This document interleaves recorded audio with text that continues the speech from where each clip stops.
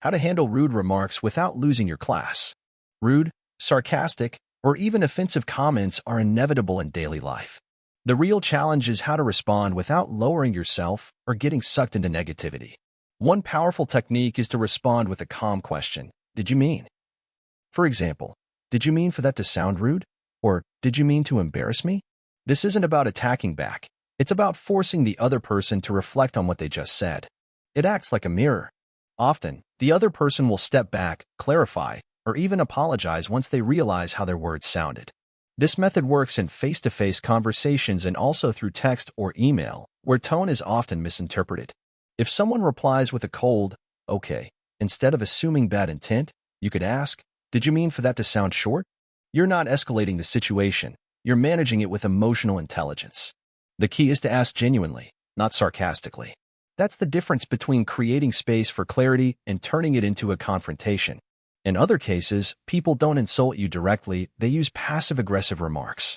Lines like, "Well, it would have been nice if someone cared," or "maybe I just expected too much," are subtle attacks wrapped in self-pity or sarcasm. If you ignore them, you let the behavior continue. If you react emotionally, you walk into their trap.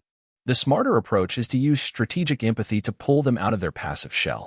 Say something like, "It sounds like there's more to that," or "Are you doing okay today?"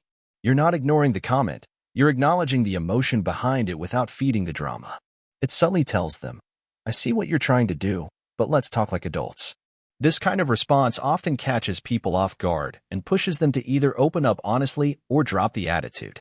And then there's silence, the most underrated communication tool. When someone throws a disrespectful or sarcastic remark your way, don't rush to reply. Just look at them. Stay quiet for 4 seconds.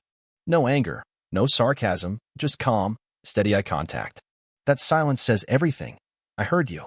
I understand the energy you're bringing. And I choose not to respond because it's not worth my energy. You're not avoiding the moment, you're owning it without words. Often, people feel uncomfortable in that silence. They start to reflect on what they just said. And that's when the dynamic shifts.